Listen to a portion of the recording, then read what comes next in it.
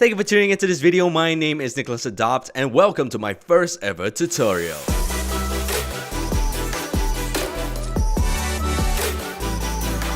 Without further ado, let's just jump right into my 5 tips and tricks for editing in Premiere Pro. So the first one will be organization. To have a smooth workflow and to find things very easily, you are gonna have to make a lot of bins. I have bins for the footage and I labeled it in the subfolder with the camera that I use. If I have multiple cameras, there will be multiple camera names. If you shot it on the same camera but on different days, that could also be a part of the organization. But other than that, with a great organization, you will have a great workflow and you will have smooth editing from then on out. Tip 2, edit in multiple sequences. This tip has been taught by a professional, and most people that I've seen don't usually do this way, but it just helps so much. It just moves the workflow so much faster, especially if you're editing a wedding. You have a lot of B-roll and interview and things along that line where you need to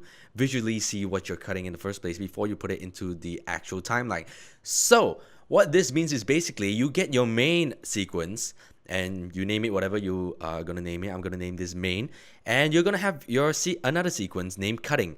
I named this cutting 1. Basically, what you're gonna do is have all your footage, so everything from the 1DX Mark II over here. Cancel the GoPro. I'm just gonna take everything and just throw it down into cutting. So using this example, this was an interview that I did with a friend. This will be a future video that will come out in the future. What I'm gonna do now is basically I'm gonna go through the whole clip without having to go through it in the project file inside the source monitor and trying to click the in and out points, then dragging it into the main. That would take really long. With this way, it is very visual. All I have to do is just watch it once, and if I want this side, I will cut and cut. Then, saying that this clip I want to use, I will drag it one layer above. That's it. So at the end, when I finish cutting everything, all I have is different layers on top and bottom, things I want and things I don't want. So now you can see this interview over here, which I did with Jenny, is now separated into 3 layers. The bottom layer is things that I don't really need, and the second layer will be the things that I will put into the main video, and the last layer will be maybe. So those will be maybe I want, maybe I don't want, but I will still drop that into the main timeline.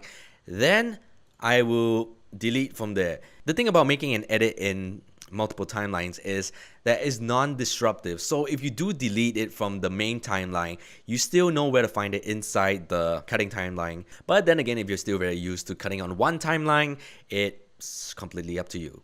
So this one is a very, very basic tool, but a lot of people still don't know, especially if you're a beginner. It is time to learn. So there are multiple videos out there on how to change your keyboard shortcuts to customize it to yourself. Basically, the option is up here, keyboard shortcuts, and this thing will turn on. So me trying to explain how to change this into customizing your own, you should go on to another video because that would take very long. But basically, what I have for myself to cut is Control A to make an edit. So what does that mean is if I go to the timeline and if the layer is selected at the side, so all I have to do is Control A and the cut is made. This is so much easier than clicking C and V. Number 4, show audio time units. Sometimes you will want to sync up a song right to the beat to either a piece of frame or something, but you just cannot get it right on the dot, especially if it's just half a frame. This, you're going to turn your NLE into a digital audio workstation by over here by the timeline top next to the word, click show audio time units. Now all the numbers have changed. You have just changed your NLE into a doll. What you're going to do is just zoom all the way in.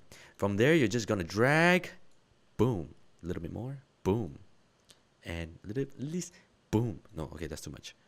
Boom.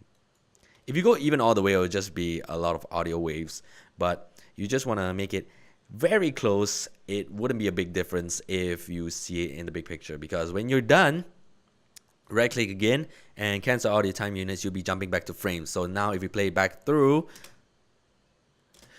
Boom, on the spot. That is how to change your NLE into a doll without going to a doll. Number 5, time code. This is something that everybody needs to know, because if you're going to be working with people, you need to have the same timing on the video, especially if you're not going to be with them, and all your feedback will be given to that shot or that shot. With a time code, everyone is in sync. Not a lot of people know this, but it is still something that I thought is a good tip. So what you're going to do is go down to new item and click transparent video. I already put it up here, but yeah, it will just come up again. Transparent video. I already done it once. Then what you're going to do is take the transparent video and drop it into your footage, drag it all the way to the end.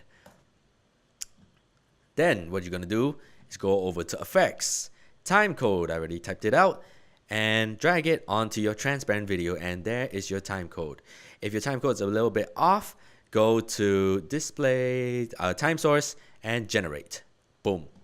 Now it is on time. So if you render this out and you export it, give it off to a colorist or a sound editor, you will see that everyone is on the same time, on the same page, and you basically won't have a lot of mess ups. So that wraps up what I have for today. These tips were brought to me because I just thought I didn't really see it in most of the tutorials out there, so I decided to make it myself. And hopefully it's helpful for you guys out there. Please, if there is anything you want to feedback, please say it. So most of these are pretty basic, so for those professionals, please be nice. Please don't bash me.